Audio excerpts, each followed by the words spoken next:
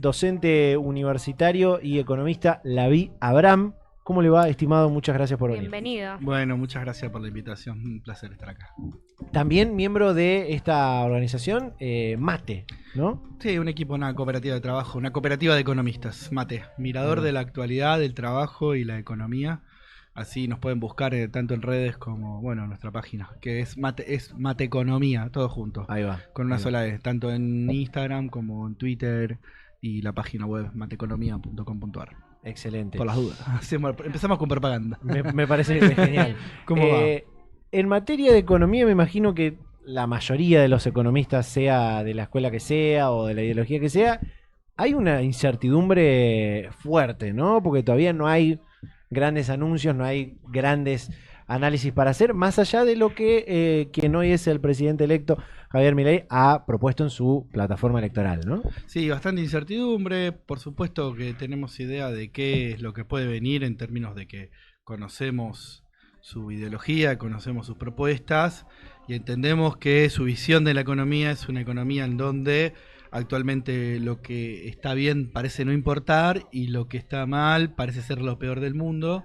Entonces, hoy por hoy tenemos, por ejemplo, una economía con prácticamente pleno empleo, parece no importar, nadie lo toma en consecuencia, en cuenta. Y entonces, y lo que está mal, obviamente, que lo primero y principal es la inflación, porque es lo que afecta a la vida cotidiana de las mayorías. Parece lo peor del mundo. Y al lado de eso, vienen la discusión sobre lo que ellos llaman, lo que los economistas llamamos en general, la cuestión de los precios relativos. Sí. Esto es cuánto vale una cosa en relación con otra. Es barato, por ejemplo, cuán barato es viajar en colectivo o cuán caro es viajar al exterior. Bueno, la idea de esta gente es que hay que dejar como de regular cualquier tipo de cosa, que no puede haber, digamos, subsidios al transporte en colectivo, por ejemplo, y que no pueda haber tampoco ningún tipo de encarecimiento de un viaje al exterior. Entonces, y que dejado eso librado a un juego de ofertas y demandas, eso va a llevar a un óptimo, a una mejor estabilidad de las cosas posibles, y entonces la idea es cambiar todo eso. Entonces ya vemos los economistas diciendo el boleto estaba muy barato. Claro. Muy barato. El colectivo, ¿cuánto vale? 180 pesos. 185. Barato.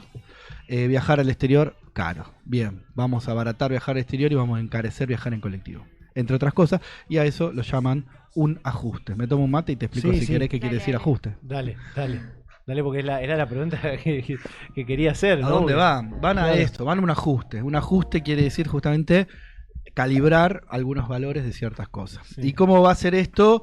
Bueno, ellos entienden que hay demasiada intervención del Estado en la economía. Y ellos dicen que quien tiene algún tipo de beneficio es un privilegio. Por ejemplo, ellos dicen que viajar en colectivo barato es un privilegio. No va a haber más privilegios. Sos un privilegiado por viajar barato en colectivo.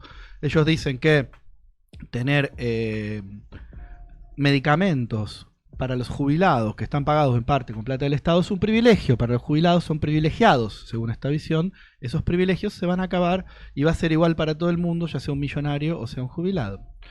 No va a haber más esos privilegios, que eso es la forma en la que ellos están llamando. Entonces, en definitiva, eso va a venir de un gran recorte o baja del gasto público. ¿Cómo se va a hacer esto? Y esto lo podemos ver. Bueno, hay una forma muy sencilla de bajar el gasto público, que es no bajarlo, sino estabilizarlo, o lo que se dice es congelarlo. ¿Por qué? Porque nosotros tenemos en este momento una alta inflación, pero vamos a pensar, bueno, ¿en qué es el gasto público? Mi sueldo, por ejemplo, como profesor, como docente de la universidad. Hoy mi sueldo está, no me importa, pero digamos algo así de 300.000 pesos. Está muy bien, no sé si está muy bien, pero me alcanza más o menos para vivir. Hoy tenemos una inflación que el mes pasado fue de 8%, pero vamos a tener una inflación de este mes y los próximos de 20, 25, 30 y 40% mensual. En cada uno de los meses. Y si mi sueldo hoy vale 300.000 y me permite comprar, digamos, lo que necesito para comer, dentro de 4 meses, cuando las cosas valgan el doble, si congelamos mi sueldo, me va a alcanzar para la mitad de lo que compro ahora. Claro. Entonces, no me van a decir, bueno, pero no tocamos la universidad. no la arancelamos, no la privatizamos, está igual que como estaba hace 3 meses. Claro, los sueldos de la universidad van a ser la mitad en términos de poder adquisitivo, en términos reales, en términos concretos de capacidad de compra. Claro. No sé si me quería preguntar algo, pero entonces para mí y eso es el ajuste, ese es el ajuste en términos de gasto. ¿Cuánto van a valer las jubilaciones? Lo mismo que ahora, pero con los precios más caros. ¿Cuánto van a valer las asignaciones universales, los planes potenciar trabajo, las asignaciones por embarazo? Lo mismo que ahora, pero con el doble de precios. Entonces, en la práctica no van a gastar más, sino que simplemente van a pulverizar el poder adquisitivo, y esto lo vamos a ver en los próximos meses, sobre todo de quienes tengan algún tipo de relación con el Estado, porque básicamente hay como un odio casi dogmático y religioso contra el Estado. Entonces, y una entronización del sector privado que a veces es absurda por momentos. Y bueno, ese tipo de cosas probablemente la vamos a ver en los próximos meses. Esto es lo que ellos vinieron a hacer, esto es lo que anunciaron en la campaña, es lo que están diciendo que van a hacer. Y no tenemos que sorprendernos porque pase esto, porque efectivamente esto es lo que fue votado. Fue un ajuste muy fuerte, sin ningún tipo de compensación. Porque el ajuste, se puede hacer un ajuste y un cambio de precios relativos entre importados y nacionales, no sé yo, pero con compensaciones. Como por ejemplo, después de las PASO, durante una devaluación y un aumento de precios, se hizo una devolución de IVA. ¿Para quién? Para los trabajadores y para los monotributistas y gente sin trabajo. La mitad, digamos, la mitad más pobre, podríamos decir, la mitad de la población fue compensada por este cambio de precios, la mitad más rica no. Se sacó el impuesto a las ganancias para los trabajadores. Bueno, ahí hay una mitad también, una parte un poco más de arriba, qué sé yo, de los trabajadores que fueron... O sea, hay mecanismos de compensación, se aumentó la jubilación, se aumentó la asignación, o sea, se compensó porque se sabe que hay gente que es damnificada en este ajuste. En este caso va a ser el ajuste sin ningún tipo de compensación. Ningún tipo de compensación. Entonces, en la práctica van a venir unos meses muy duros para quienes tenemos trabajo, y lo que va a empezar a pasar es que la gente va a empezar a perder el trabajo, básicamente, y vamos a empezar a ver un aumento importante de la tasa de desocupación de acá a mitad de año que viene. Perdón por la honestidad brutal, pero no, está perfecto, está perfecto.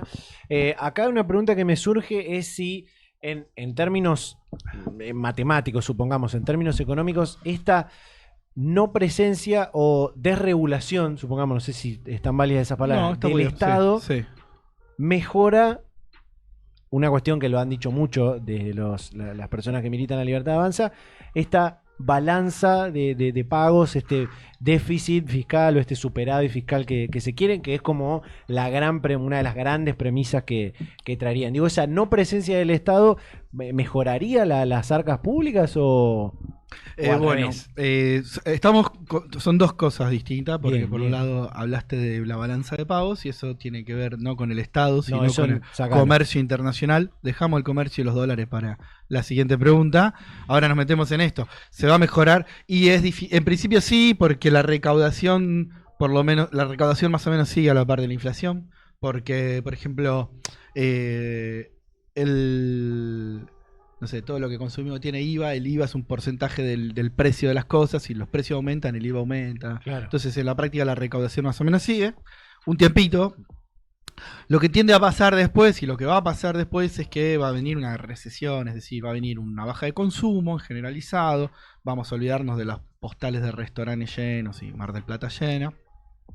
No directamente, probablemente todavía este verano no va a ser un verano horripilante en términos de turismo. No va a ser tan bueno como los otros, pero todavía va a haber gente que tiene un resto. Pero en el mediano plazo, cuando no hay crecimiento, cuando viene esta recesión, también las arcas del Estado se retraen, se empieza a recaudar menos. Y en general, durante un tiempo es así.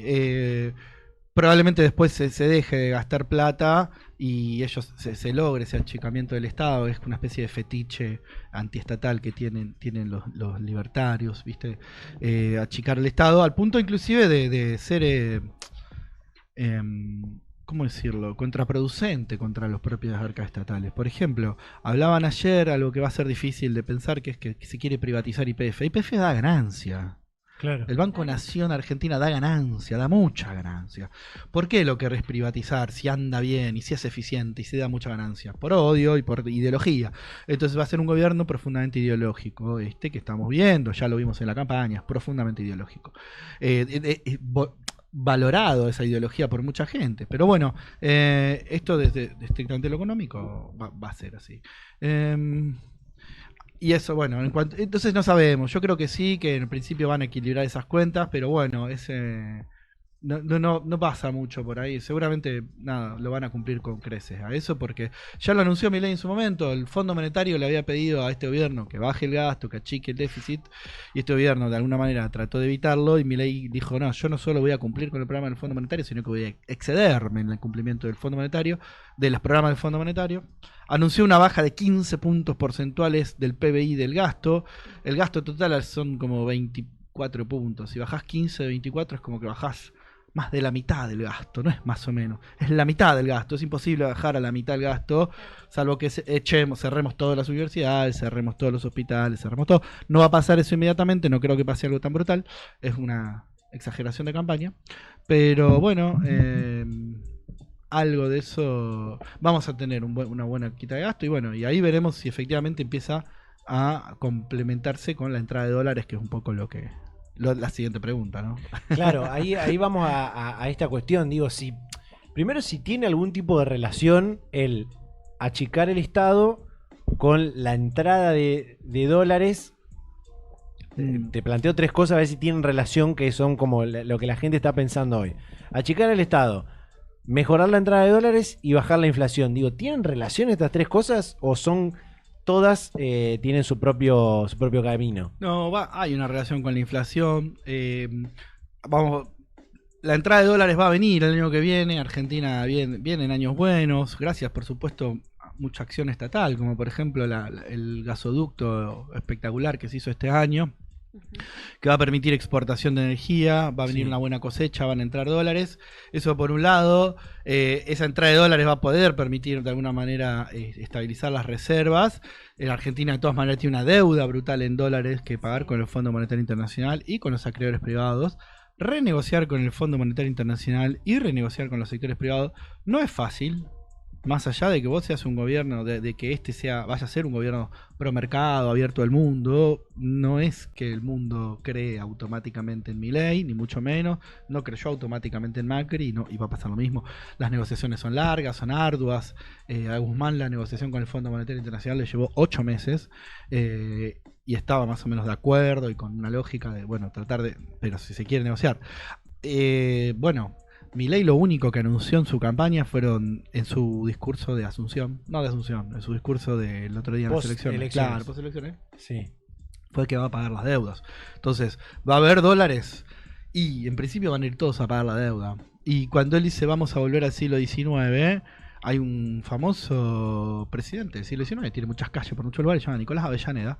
Y Nicolás Avellaneda anunció que la deuda de ese momento se iba a pagar sobre la sangre y el sudor de los argentinos. Y yo creo que esa es la búsqueda que está, digamos, esa es entre la síntesis del discurso que hago de Milei. Vamos a ir al siglo XIX a pagar deuda sobre la sangre y sudor de los argentinos, como hizo Nicolás Avellaneda, no como hizo Mitre. Entonces, que es su referente, o Roca también, su otro referente. Bueno, para mí en Avellaneda hay que hacer esa lectura. El tema es el siguiente, ¿va a haber dólares? Sí. ¿Va a alcanzar para que esto estabilice el valor del dólar? Y estabilizando el valor del dólar se estabilicen los demás precios. Difícil, porque en el medio van a volver a lo primero que había dicho yo, la cuestión de los precios relativos. ¿Va a aumentar el boleto colectivo? Sí. ¿Van a aumentar los medicamentos? Sí. La nafta. ¿Va a aumentar la nafta? Sí. ¿Van a aumentar las tarifas domiciliarias de energía eléctrica, gas? Sí. Entonces, todos esos aumentos llevan otros aumentos, porque cuando vos aumentás la nafta, yo no aumento la nafta y vos tampoco. Cuando se aumenta la nafta, eso implica que también aumentan los costos de transporte de la mayoría de las cosas que consumimos y que llegan, digamos, desde otro lugar del país. Aumentan los costos por la nafta, entonces aumentan los precios de las cosas. Todo eso va a haber mucha inflación en los próximos meses. Después viene la paz romana. En la Facultad de Humanidades y Artes, en la calle Entre Ríos, durante muchos años, había una frase que decía, de Tácito, decía, bueno, esto es la Facultad de Historia, ¿no? Decía, los romanos hacen un desierto y lo llaman paz. La famosa, o sea, la tierra aniquilada, la paz de los cementerios también se dice. Bueno, los romanos hacen un desierto y lo llaman paz.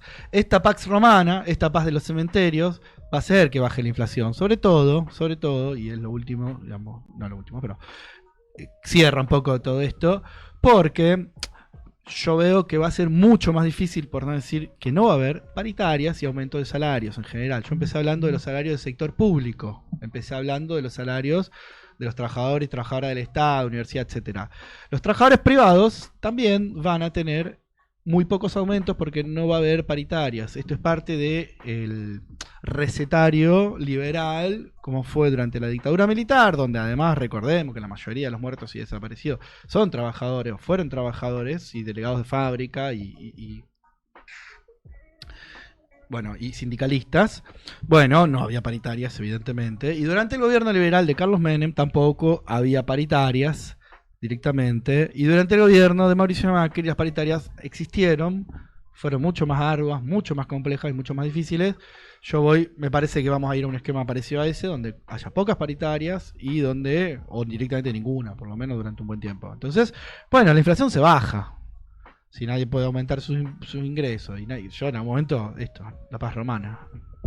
Claro. O sea, perdón, vengo medio negativo. Capaz vengo de alguna semana y digo, bueno, no es para tanto. Hoy veo esto. Capaz que no, sí, está bien. Es un poco yo lo veo como lo de traduciéndolo a algo contemporáneo y medio 2000 para acá. Cuando Thanos hizo así y después se fue al campito ese, ¿vieron? Y como que quedó tranquilito ahí, juntaba las moras. El tipo estaba tranquilo, estaba en paz, pero había aniquilado al 50% de la población de la Tierra. Bueno, claro, algo parecido. Veremos qué sucede. Quiero preguntarte algo medio que es una pregunta muy técnica, como de alumno previo a examen final. Bueno. Que bueno, esperemos entenderla a los que no estudiamos economía ni derecho, que tiene que ver con algo que, una palabra, una frase que lo han dicho mucho desde La Libertad Avanza, que es como una de las grandes batallas que tienen, que son las LELICs, ¿no? ¿Qué son estas, las LELICs, o bueno, las LEVACs antes, ahora LELICs? Sí. ¿Qué es esto? ¿Cómo lo podemos entender? Sí, han hecho un espamento con eso, alguna cosa como... Parte de la idea esta es como meter en el discurso palabras difíciles, claro, palabras técnicas, palabras que en el lenguaje común, y que además sean muy difícil la discusión... militante, hablo ya en espacio donde explicar esto es complejo y qué sé yo, no es tan complejo, pero básicamente el Banco Central le presta a los bancos. El Banco Central es una entidad que le presta y que administra los bancos y arma la política monetaria. Le presta a los bancos. ¿Cómo le presta a los bancos? Bueno, perdón, vamos a pensarlo al revés. Las LELIC son... Siempre me cuesta. No me cuesta, pero es un instrumento, es un pagaré, un papel, digamos, bien, que tienen los bancos en su poder y nadie más que los bancos, que dice, te voy a pagar tanta plata, y le va pagando y se va como capitalizando. Es como plata que los bancos tienen depositada, mejor dicho, en el Banco Central. Claro, o sea, los bancos tienen un cheque que además paga intereses. Bien, claro, pero al mismo tiempo, los bancos del otro lado del mostrador estamos nosotros. O sea, claro, si alguien tiene plata en plazo fijo, o sea, tienes plata depositada en plazo fijo, los bancos también te pagan intereses. Es como un pasamanos, digamos, porque los bancos cobran esos intereses y se los pagan a la gente, a las empresas, a la gente común que tiene plata que ahorra en plazo fijo. ¿Cómo se ahorra en un país con inflación? Bueno, se ahorra en plazo fijo. Pones la plata en el banco y que te dé interés para compensar la inflación. Esa es la forma de ahorrar en una economía con inflación. Bien, algunos compran dólares también, pero bueno, lo lógico para las empresas y qué sé yo es esto. Entonces, básicamente, las LELICs son, digamos, el instrumento que el Banco Central le va dando a los bancos para que los bancos paguen buenos intereses para que la gente mantenga su plata en pesos. Bien. ¿Por qué es esto? Porque si no la gente compra dólares. Vamos a ponerlo en esta. Claro. Y cuando digo la gente, no digo la gente, digo las grandes empresas. Entonces voy a ir un poco más para atrás porque la explicación es un poco más compleja. La explicación es la siguiente.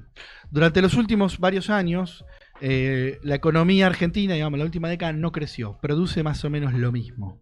Bien. Pero la proporción que se lleva, porque cuando uno se produce se paga, todo ese pago se va o a salario o se va a ganancias. Se produce lo mismo, pero es menos lo que ganamos los trabajadores y más lo que ganan los empresarios. Bien. Entonces hubo una distribución regresiva del ingreso. Hay una economía que está más o menos igual, pero es menos lo que nos llevamos los trabajadores.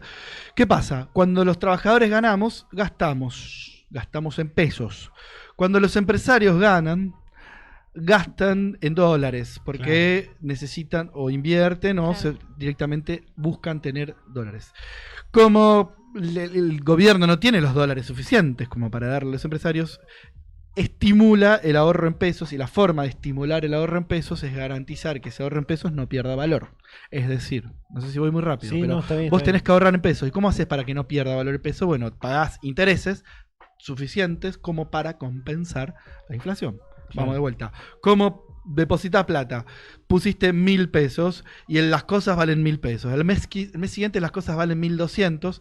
Vos querés que ahora también tener 1.200 pesos para comprar lo mismo. Entonces los intereses tienen que compensar los precios. Claro. Bueno, las LELIC son la herramienta que encontró el Estado para poder hacer que los plazos fijos rindan tanto como la inflación. En otras palabras, los LELIC son parte de una política estatal, una política que garantiza que no todo el mundo quiera comprar dólares, sino que pueda mantener la plata en pesos. Es parte de una política monetaria, una parte de Bien. mantener la plata en pesos.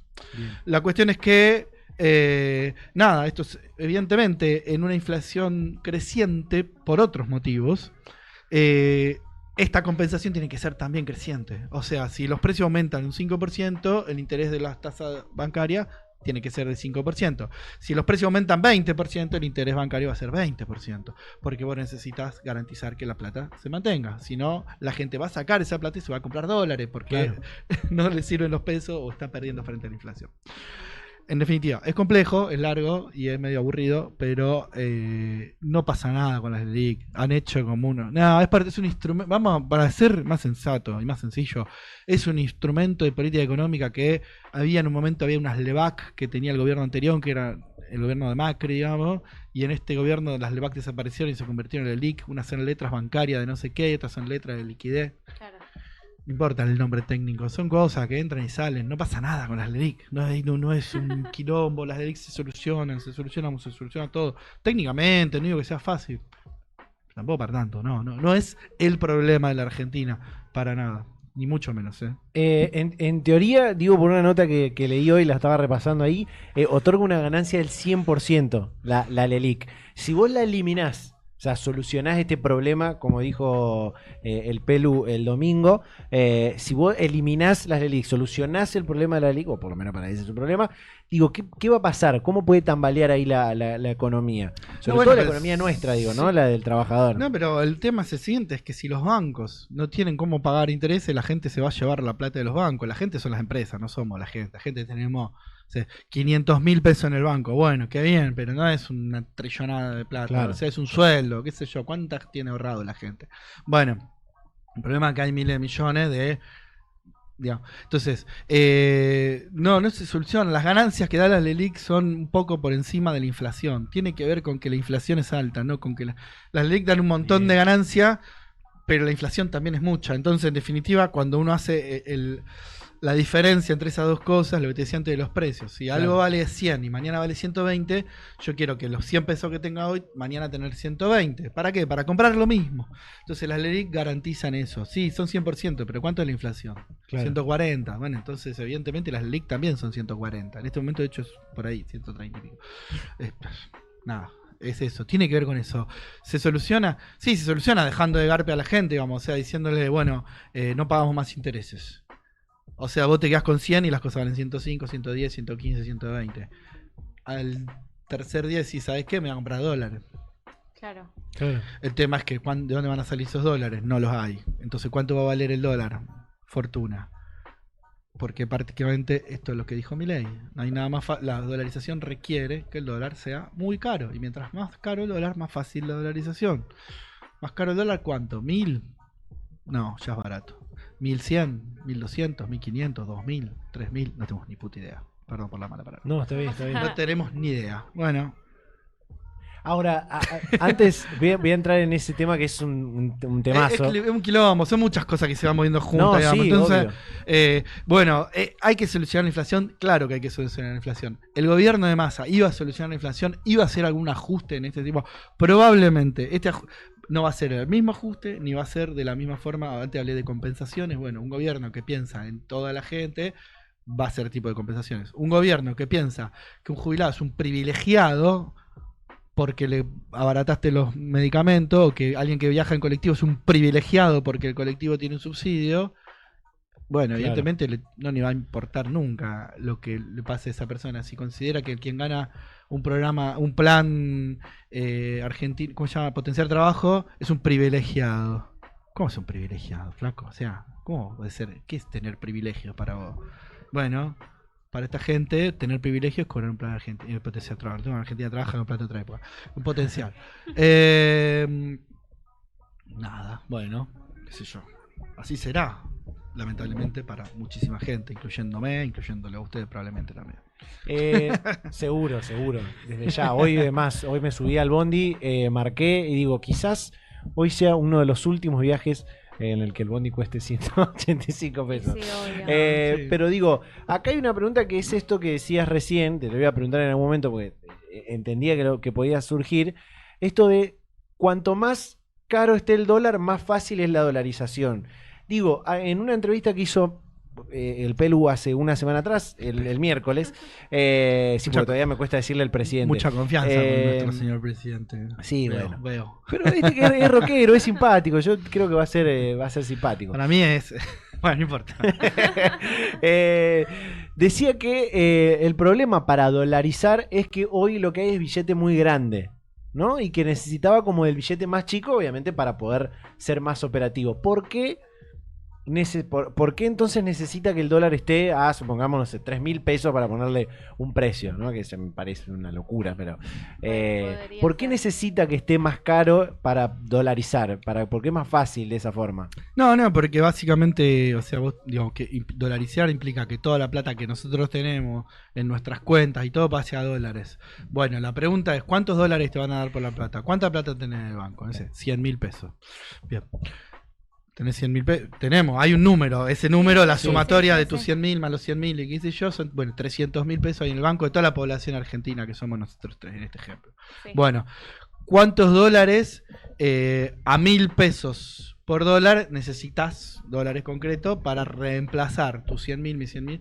Bueno, 300.000 dividido 1.000 son 300 dólares. Necesito 300 dólares. Ahora, si en vez de darte 1.000, si en vez de pedirte 1.000 pesos por cada dólar, te pido 1.500, ahora en vez de 300 dólares necesito 150. Y si... no, 200, perdón. Ahí está. 200 por 2 por 15, 2 por 1,5 te da 3. Está bien, 200 dólares en vez de 300. Y si en vez de 1.500 vale 3.000, ahora ya necesito solamente 100 dólares en vez de 300. Entonces, ¿cuántos dólares necesitas? Bueno, mientras más caro el tipo de cambio, menos dólares necesitas. De algún lado tienen que salir esos dólares. Argentina tiene un número limitado de dólares. Argentina no fabrica dólares, no tiene un árbol de dólares ni tiene un lugar de donde puedas cosecharlo y cultivarlo. Claro. Bueno, ¿de dónde van a salir esos dólares? De algún lado, de deuda. Bueno, la cuestión es, ¿cuánto se puede endeudar nuestro país? Y poco, porque viene a endeudarse muy fuertemente durante el gobierno de Macri. Eso no se pudo solucionar en este gobierno. Argentina tenía una deuda de 44.500 millones con el Fondo Monetario Internacional al principio de este gobierno, y ahora tiene una deuda de 43.000 millones. O sea, tenemos 44, ahora tenemos 43. Estábamos exactamente donde estábamos. No cambió un pelo en todos estos años. Se pagaron intereses, se renegoció, la deuda se pasó para arriba. Bueno, se pasó para adelante, mejor dicho. Bien, eso sí. Pero no es que vas al... El Fondo Monetario, a su vez, tiene presiones internacionales para no prestarle más a Argentina, porque es su principal deudor. Entonces, efectivamente, ¿de dónde van a salir esos dólares? ¿Cuántos dólares puede conseguir? Y en ese sentido entra en esta ecuación de por qué necesita que el tipo de cambio sea más alto, porque claro, para poder conseguir más fácil los dólares. Los va a conseguir, no sabemos. Yo creo que, nada, los fondos, más que Fondo Monetario o algo así, va a ser algo como con fondos privados, BlackRock o alguno de estos gigantes internacionales que son como grandes fondos que se administran y que adquirieron un tamaño brutal, pueden venir a prestar esa plata a cambio de cosas, YPF, Ahí voy glaciares, provincias, Vaca Muerta, supongamos. radios, no sé, Vaca Muerta. BlackRock, si querés, a Ofa TV ayer, mandale para adelante. Mandale, No, pero los trabajadores quedamos, ojo. Con la gente adentro. Digo, ahí me surge otra pregunta, porque es una especulación que hay gente en las redes que especula cosas y lo sube. Digo, esta cuestión de la idea de privatizar o vender, mejor dicho, por ejemplo, YPF, que es el gran ejemplo, la venta de YPF podría servir para traer dólares y generar esa dolarización. Digo, ¿se puede hacer esa cuenta? O sea, ¿es tan fácil la cuestión? No, no es tan fácil. No es tan fácil, no alcanza con YPF. Claro, ahí va. No, estamos hablando de más guita, o sea. Y no hay tanto para vender tampoco. ¿Cuánto van a vender? O sea, qué sé yo. ¿Cuánto hay para privatizar del espacio público? O sea, ¿cuánto es del Estado? Qué sé yo. Igualmente no sé si probablemente no vayamos a una dolarización directa y vayan a algo más intermedio, más parecido. Yo creo que hay dos ejemplos que se me ocurren parecidos. Uno es el de Venezuela y otro es el de Cuba. En el caso de Venezuela, lo que terminó pasando es que después de tanta inflación, la gente terminó adoptando, se permitió la circulación del dólar, y la gente terminó adoptando el dólar como moneda de uso corriente por los precios que seguían subiendo en bolívares. Entonces, el primer modelo que nos ofrece es el modelo venezolano, Milei. El segundo modelo que nos ofrece Milei es el modelo cubano. El modelo cubano tiene dos monedas. Una moneda que está atada al dólar y que la tienen, en el caso cubano, los sectores que están ligados al turismo, y el resto del pueblo tiene una moneda de segunda calidad, que es un peso cubano un poco convertible.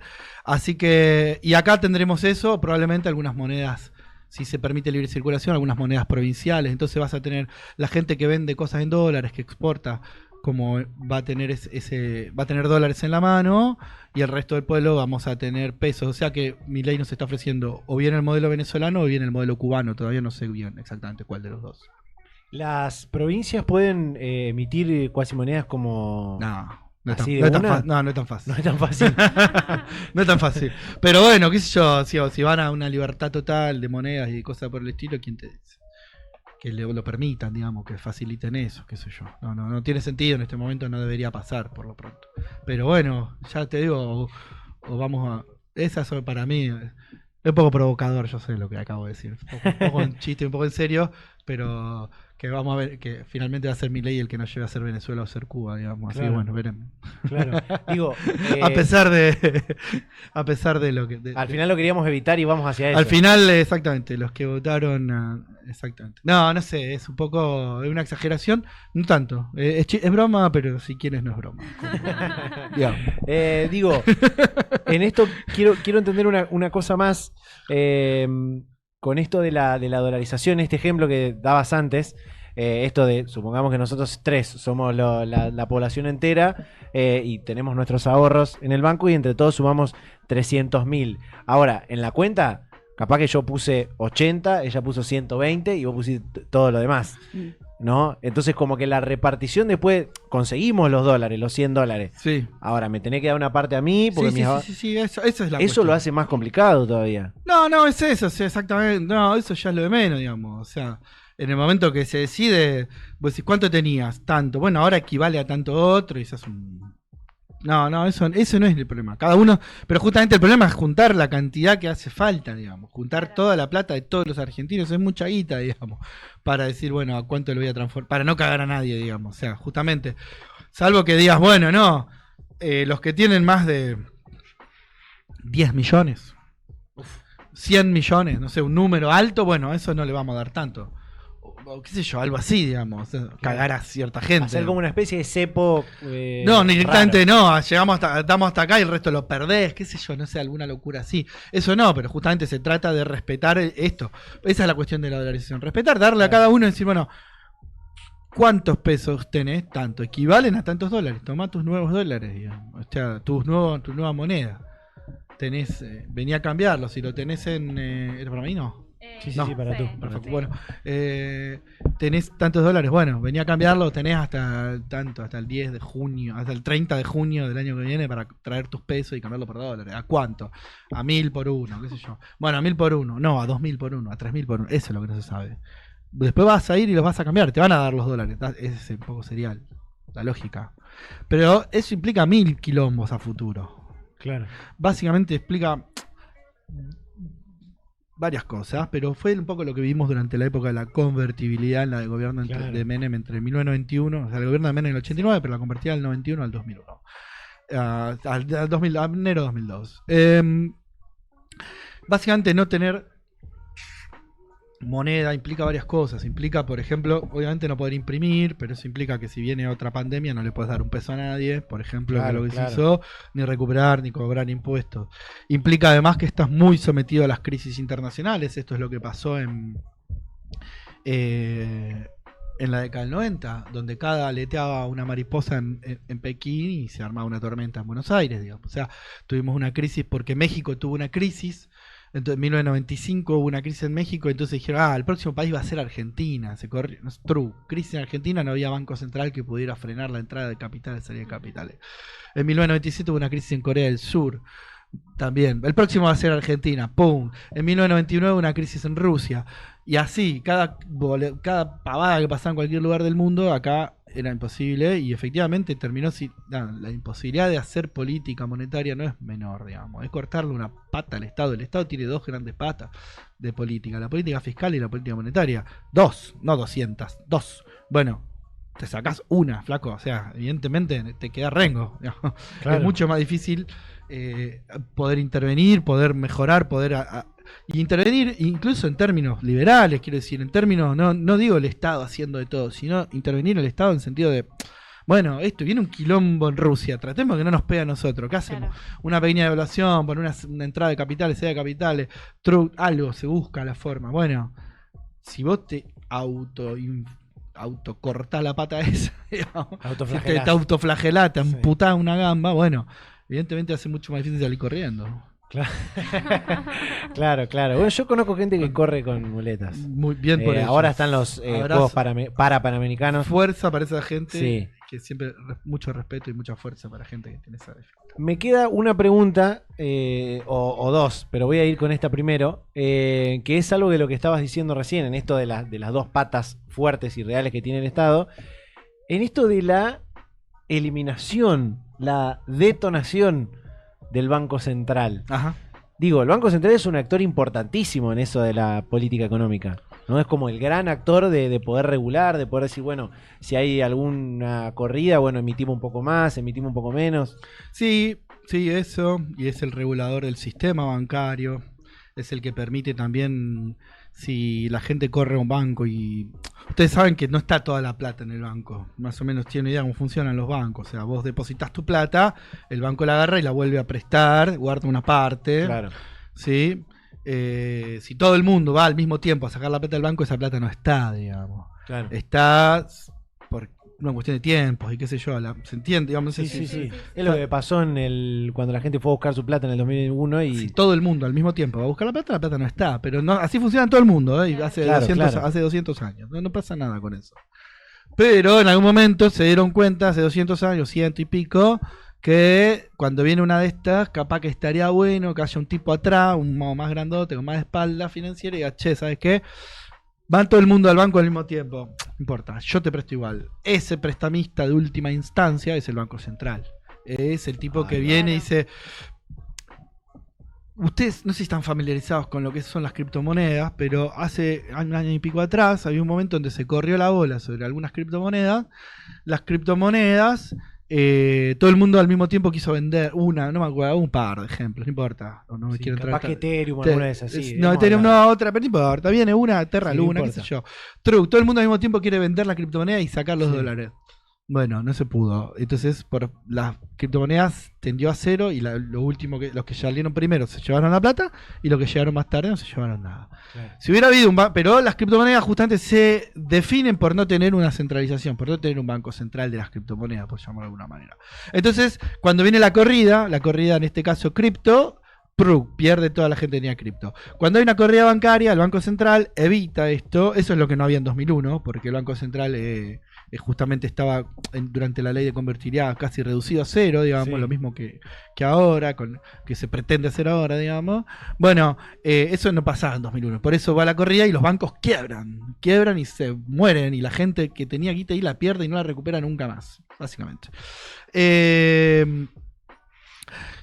Ese es el problema de no tener banco central. Ahora tenemos un banco central. Si ahora todo el mundo corre al banco, no sé, macro, todos juntos al mismo tiempo, bueno, el banco central, el macro le tiran, no sé, 3.000 millones de pesos, 50.000 millones de pesos y lo salva. Después, y después la gente vuelve y macro se la devuelve porque la plata está, digamos, no es Claro. que desaparece. Pero hace falta que en el momento la plata esté para que cuando todo el mundo va al mismo tiempo diga, está mi plata, sí, acá está, toma. Está mi plata, sí, acá está. Entonces, bueno, ya está la plata, nos quedamos tranquilos Claro, y el sí. resto para la fila, digamos. Vayan a casa que la plata está. Bueno, si no hay banco central y todo el mundo desconfía simultáneamente del banco, bueno, se muere el banco central. Entonces ellos quieren ir a un esquema de banca doble.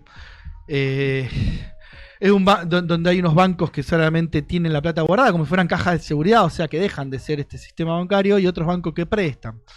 Y eso implica que no va a haber préstamos, no va a haber política de préstamo, porque los préstamos le van a dar los bancos. No va a haber, por ejemplo, política de crédito hipotecario, política de crédito industrial, política de crédito para pymes, política de crédito para consumo, ese tipo de política de crédito, claro. Eso lo maneja el Banco Central. Si eso se termina y solamente queda en manos de los bancos privados, nos quedamos en pampa y la vida. En ese término, en eso, digamos, qué sé yo. No es lo peor que va a pasar. Perdón, sí, No, está muy bien, está muy bien. Hoy lo habíamos superado, creo que después de esto entramos en la oscuridad otra vez. Es domingo a las 11, de vuelta. De vuelta, no de nuevo, decía. Es el día de la marmota de Milei asumiendo. Bueno, no bueno, pues, faltan 20 días todavía. Quiero hacerte la última, sí, que es un poco más amplia de todas las preguntas que te hice hasta ahora, pero bueno, es una discusión que hay entre unos y otros, de un lado y del otro, que tiene que ver con la inflación, ¿no? Para algunos es un fenómeno exclusivamente macroeconómico, para otros es exclusivamente microeconómico, y para otros tiene que ver con ambas cosas, ¿no? Con la sinergia de las dos. Digo, ¿qué es dónde está el fenómeno de la inflación? ¿Cuál es la primera válvula que se puede mover para bajarla un poco? Bueno, ahora tenemos una inflación muy desatada, estamos en un momento muy complejo de inflación, sí, donde ya se van juntando como varias cosas. En principio tenemos fenómenos que inician la inflación y fenómenos que la sostienen, algunas la propagan y la amplifican y otras las mantienen en el tiempo. Son fenómenos sociales, económicos, culturales. Se va cruzando todo eso. Y después obviamente fenómenos más monetarios, fiscales, etcétera. Pero en principio puede venir por cualquier cosa, puede iniciarse una inflación, pero esto estamos yendo años atrás, esto no es lo que está pasando ahora, donde una devaluación fuerte, por ejemplo, aumenta el dólar. Bueno, como aumenta el dólar, aumentan un montón de otros precios relacionados al dólar, aumenta la nafta, la guerra con Ucrania, qué sé yo, aumentan los precios internacionales, bueno, esos precios repercuten sobre otros precios, tira. Igual ahí ya estábamos metidos en un fenómeno inflacionario, donde ya vienen actuando un montón de otros fenómenos. Otros fenómenos son jurídicos, por ejemplo, todos los contratos. El contrato de alquiler que tenemos ahora ya es un contrato que está estipulando que va a aumentar en el futuro. O sea que cada uno de esos contratos, que son miles o cientos de miles, tienen el germen de la inflación futura ya en ese propio contrato. Pero claro, no son solo los alquileres. Las empresas se pagan entre sí y arman contratos que están actualizados por inflación. Entonces, cada pago, compro esto, bueno, pero lo voy a pagar en 3 meses. Bueno, pero si lo va a pagar va a tener tanta tasa de interés, que ya no depende es independiente ya de la inflación. Entonces en la práctica ese tipo de cosas generan y hacen lo que llamamos una inercia inflacionaria, una continuidad la propia fuerza de la inflación mantiene la inflación. Bien, es muy rebuscadamente. Y después obviamente que sí hay un exceso de liquidez. Liquidez quiere decir que hay mucha guita dando vuelta. Bueno, se imprimió mucha plata, ponele que hay impresión de dinero. Ciertos sectores pueden ver, depende para dónde se dirija. Si se dirige a cierto consumo, en general las fábricas, cuando la fábrica, vos vas, si hay mucha plata, la gente quiere comprar, depende de lo que compre, en general la fábrica lo que hace es aumentar la producción. también tiene la chance, en vez de aumentar la producción, aumentar el precio, que sería más raro, pero puede pasar. Bueno, ponele que pase eso, pero ya de por sí, entonces ya ves que hay una opción que no necesariamente que porque haya plata quiere decir que va a aumentar el precio, puede aumentar la producción también. Bueno, pero ponele que aumenta un poco los precios por ahí, digo, hay varias cosas que la van trayendo y manteniendo, digamos. Entonces, bueno, todas esas cosas se conjugan, finalmente, muchas veces termina imprimiéndose plata, en general. Yo veo que la inflación viene primero, la inflación viene por todas estas cosas y termina imprimiéndose plata para que haya plata en porque todas las cosas valen más caras, hace falta que haya más plata. Entonces, la inflación genera emisión, digamos, y no viceversa. Y no quiere decir que viceversa no exista tampoco. Pero eso, ¿y cómo se para? Nada, me parece que parar la inflación, ya se lo expliqué antes, que es bastante sencillo. Se paran los reclamos salariales durante un par de meses, se para la actividad económica, se paran las importaciones, tenemos un aumento de la desocupación y vamos a parar la inflación. No lo veo no es tan difícil. Cuesta socialmente, políticamente, y probablemente nos cueste unos cuantos muertos en la calle, digamos. Perdón, ya me fui al carajo, pero digo, cuesta porque va a haber gente que se va a resistir a que le echen del trabajo, y va a gente que se va a resistir a ganar la mitad de lo que ganaba, y gente que se va a resistir a que su vida, que más o menos tenía acomodada a pesar de la inflación, se la haya desacomodado del todo y le ofrezcan un paraíso de 35 años. Bueno, esa resistencia, digamos, vamos a ver cómo opera, porque también va a ser muy fuerte el control social de eso. Lo anunció también Milei al decir también este eufemismo, inclusive casi una chicana, buscando una frase de Perón, dentro de la ley todo, fuera de la ley nada.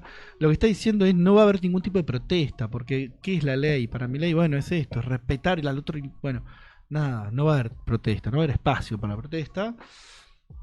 Y entonces en la primera marcha van a pegar unos bastonazos, en la segunda van a tirar unos tiros, y la tercera marcha no va a existir, porque bueno, nada, ¿quién va a querer ir a que lo caen a tiro a la calle? Yo no, digo. Claro. No sé, capaz que sí. Capaz que algunos sí, bueno, espectacular. Hemos entendido todo, nos hemos sacado todas las dudas. Hemos hablado bastante. La verdad te súper agradezco que te hayas tomado el tiempo para venir hasta acá, para charlar con nosotros. Y bueno, seguramente volveremos a armar otra. Gracias por el espacio, por la catarsis también, me sirve para hablar un poco. No, está perfecto. Gracias nuevamente. Hasta la próxima. Pausa y ya vamos con nuestra próxima invitada. Hasta las 5 hacemos Generación Rota.